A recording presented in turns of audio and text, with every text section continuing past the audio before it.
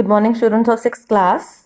We have discussed about the better topic, that is of the constitution, that what are the objectives of the constitution, and we have discussed about liberty, equality, fraternity, and now we will discuss about the silent features of the constitution कि हमारे constitution के silent features क्या हैं.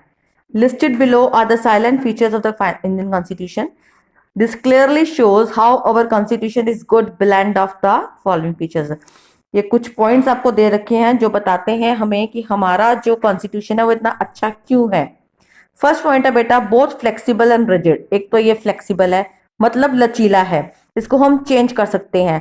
थोड़ा बहुत rigid भी है जिनको हम चेंज नहीं कर सकते. Some portion of the Indian constitution can be easily amended by the parliament.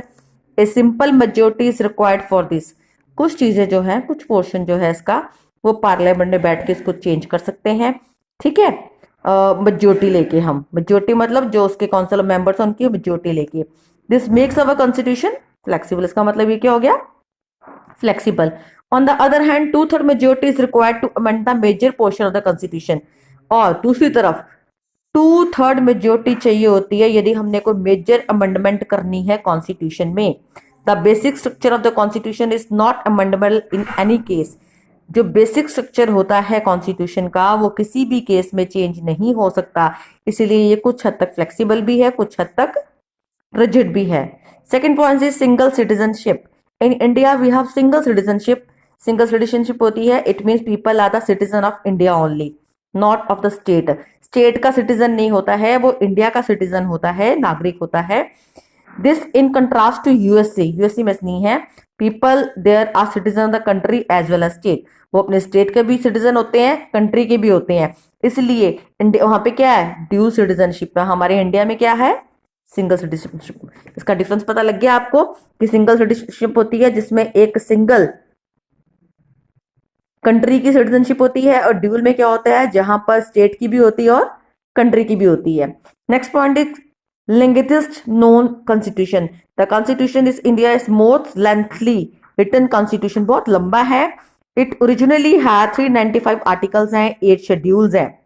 By 2000 this count increased. और जब 2000 के बाद इसकी काउंटिंग इंक्रीज होगी, 442 आर्टिकल्स हो गए और 12 शेड्यूल्स हो गए. Our constitution is the most detailed constitution of the world. पूरे वर्ल्ड में सबसे बड़ा कॉन्स्टिट्यूशन हमारा इंडिया का है. ये last point is federalism. The Indian constitution provides for a federal form of government. यहाँ पे फेडरल फॉर्म ऑफ गवर्नमेंट है. फेडरलिज्म का मतलब होता है बेटा there are some more than one level of government. जैसे हमने पता था 3 ऑर्गन होते हैं गवर्नमेंट के हमारे, लेजिस्लेटिव, जुडिशरी, पढ़ा था ना आपने. तो यहाँ पे क्या है, मोर देन वन है. And the power of the government is divided among them. और सरकार की पावर भी इसमें क्या है, डिवाइडेड है. In India there are 2 levels of government, central and state government है. सेंट्रल गवर्नमेंट है, स्टेट गवर्नमेंट है. और 3 हमने ऑर्गन्स पढ़े थे. Their powers are clearly mentioned in the constitution की सेंटर को कौन सी पावर दे रखी है और स्टेट को पावर कौन सी दे रखी है. The laws on the affair of national importance are made by central government. जो भी लॉज जो नेशनल इंपॉर्टेंस के होते हैं, नेशनल लेवल पे होते हैं, वो सेंट्रल गवर्नमेंट बनाती है. बाकी जो लॉज होते हैं वो स्टेट्स बनाती हैं. Individual states make their own laws. Individual states जो होती हैं अपने खुद के लॉज बना सकती हैं अपनी नीड्स के द्वारा, और वो अपनी स्टेट पे अप्लाई होती है. जैसे कि कैप्टन अमरिंदर सिंह ने पंजाब में क्या किया, पूरा कर्फ्यू किया. लेकिन कुछ स्टेट में पूरे सेंटर ने क्या किया हुआ, लॉकडाउन किया हुआ. लेकिन यहाँ पे फुल कर्फ्यू है, तो that is a state law. वो आपका क्या है, नेशनल इंपॉर्टेंस है. वो नेशनल लेवल पे लॉ बनाया जो कि सेंट्रल गवर्नमेंट में बनाया. बेटा हमारा टॉपिक जो है वो यहीं तक है. इसकी असाइनमेंट आपको मैं अपलोड कर दूंगी बेटा कल. You have to read that chapter and to have to visualize the everything. Thank you beta, have a nice day.